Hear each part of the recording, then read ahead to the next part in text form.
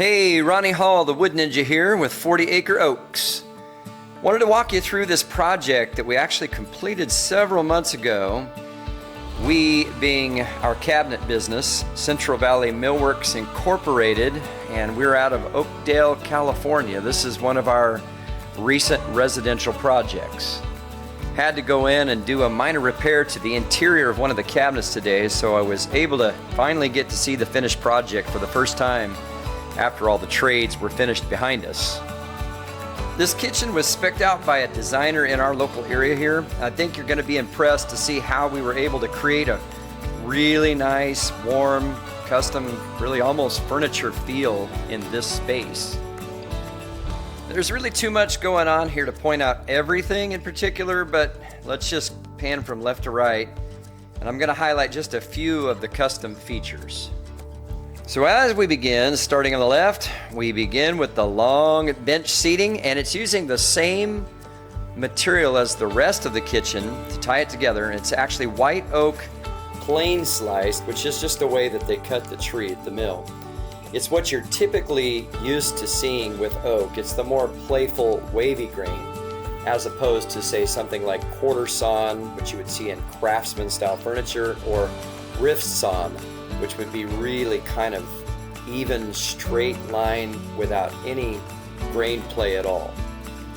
This stain color was a special custom mix that we had to try to remove the pink accents from out of this wood. Even though it was white oak and not red oak, we were finding that it was too pink in places and the designer didn't like it.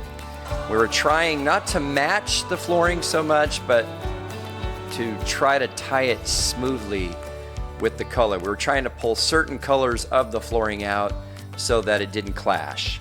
And it worked pretty good, looks nice. In fact, I like this color so much, I'm using it, well, I should say my wife liked this color so much that she had me use it on some custom dressers that I'm actually building for her right now. So be looking for that video because it'll be coming out soon. As we continue to move to our right, notice the huge pantry with tons of storage, and all the doors in this kitchen, including the pantry here, are solid oak slab, and they're inset into the cabinet's face frame. Three things that I guess I probably should mention here. First of all, notice those diamond-shaped hand pull cutouts.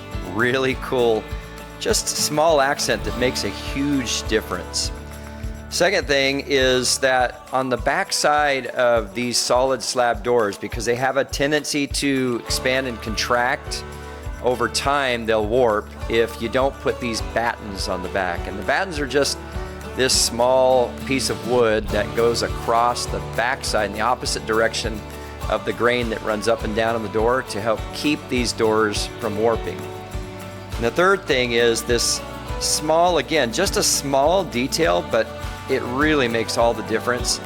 The little pinstripe line detail that's going up and down on all of the doors. Super cool, hard to see from a distance, especially in video, but man, just a small accent that just sweetens it up.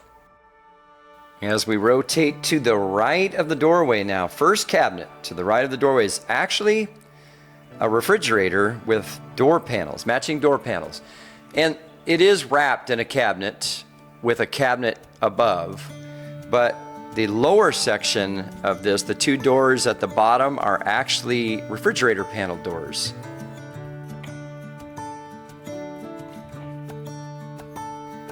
Okay, we're gonna move on. To the right of the refrigerator is the dishwasher. It also has a custom wood panel on it, so it looks just like part of the cabinetry. That's something that you can do to just really spice the kitchen up, make it look more custom if you don't like the look of, your standard appliances.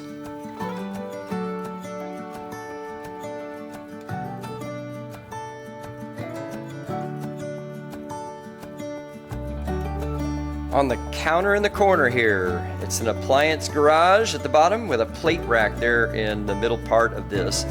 The two doors on the bottom are bifold doors that open to the left. So just a nice look overall to hide toasters, coffee makers, and things like that.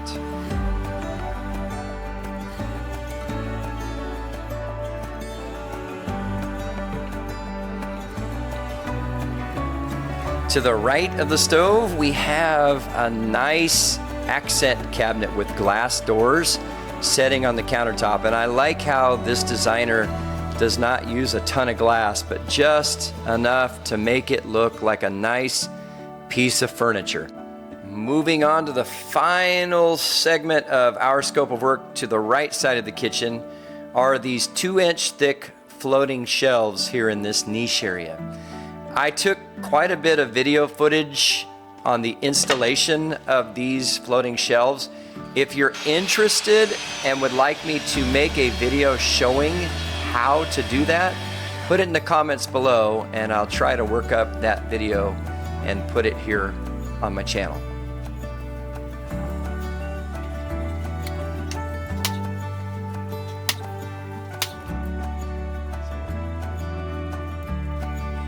Finally, for the focal point of this kitchen, the flat black island cabinet with oak radius timber slatted legs. Now the tops in this kitchen were porcelain, if you were wondering, and the island in particular incorporates solid oak edges around the perimeter. And I have a video on this. It was actually, I think it was the first full video that I did on my channel. The link is up at the top, so click on it if you'd like to see how we did that, and that will also give a little bit more insight to this kitchen as well. All right, enough talking. I'm gonna go ahead and just make one more pass through this kitchen without stopping or slowing the speed to finish it up. Make sure to subscribe for more content like this, and go to the shop website for more information on Central Valley Millworks to talk about your next cabinet project. Also, the designer's information will also be in the description box below. Thanks for watching. See you on the next one.